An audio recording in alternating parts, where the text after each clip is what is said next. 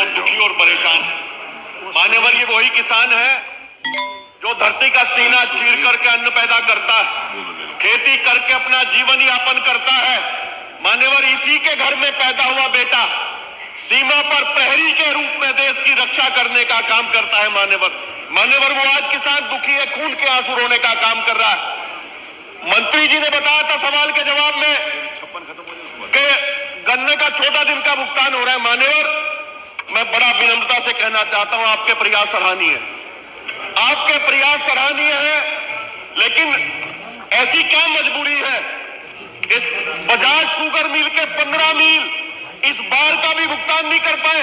मान्यवर, अकेले बुढ़ाना पर 228 करोड़ का बकाया, नवंबर से इन 15 मिलों का 1 पैसे का भुगतान नहीं हुआ। मान्यवर, मैं मंत्री से कहना चाहूंगा कि इस पे आप गंभीरता से कदम उठाने का काम करें। मान्यवर, थाना भवन मिल पर 154 करोड़ रुपए बकाया है और ऊन पर 46 करोड़।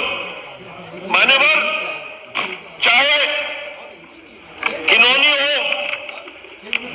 बजाज का तो बड़ा बुरा हाल है। मान्यवर, इसके लिए तो आपको कड़े कदम उठाने पड़ेंगे। मान्यवर, बड़े नुकसान की बात है।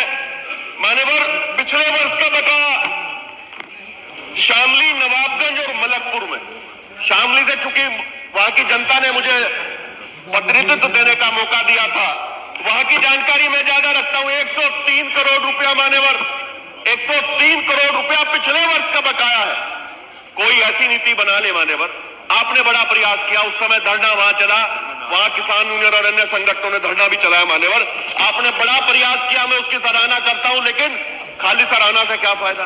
किसान तो खून के आंसू रो रहा है, उसका पैसा भी तो पैसा है। मान्यवर, इस पर जरूर कड़े कदम उठाने का काम करें। एक और समस्या आपके सामने आने वाली है। आज जो खंडसारी उद्योग की स्थिति है मान्यवर, बहुत सारे खड़े कोल्हू क्रेशर, बहुत सारे खड़े कोल्हू मान्यवर, जो भाव आपने दिया है 370 से 400 रुपए प्रति क्विंटल गन्ना ले रहे हैं। मान्यवर, मैं समझ सकता हूं यहां दिल्ली की और लखनऊ की लड़ाई है। आप देख लीजिएगा, जिस तरह से मिल फेडरेशन के लोगों ने यहां गन्ने का भाव नहीं बढ़ने दिया, ये लोग दबाव बनाएंगे और गन्ने का भाव बढ़वाने का प्रयास करेंगे। मान्यवर, आप किसान की ओर देख करके उसकी पीड़ा को देखते हुए गन्ने का भाव बढ़ाने का काम करें। मान्यवर, प्राइस वार होनी निश्चित है। मान्यवर, प्राइस वार होनी निश्चित है। मान्यवर, आपने पिछली बार अपने सवाल के जवाब में कहा था कि हमने, अधिष्ठाता महोदय, ये तो मैं समझ सकता हूं कि भाजपा के लोग किसान की पीड़ा नहीं समझना चाहते, लेकिन मेरा अनुरोध है, चूंकि गंभीर विषय है, किसान मेहनत करके अपनी फसल उगाता है, उसका लाभकारी मूल्य नहीं मिल पाता। मान्यवर, मैं आपसे कहना चाहूंगा कि सदन को व्यवस्थित करा दे। मान्यवर, सदन तो व्यवस्थित हो, तभी तो अपनी बात रखने का फायदा होगा। इस तरफ ये गैर गंभीर है, किसान को की गंभीरता को नहीं समझते। मान्यवर, चल रहे हैं इस तरफ, वो बैठ जाए। और संग्राम जी, बिलाई मिल पे भी बकाया है। मान्यवर, मैं आपके माध्यम से कहना चाहता हूं, मिल पे तो 100 रास्ते हैं कमाई के, किसान पे तो कोई रास्ता नहीं।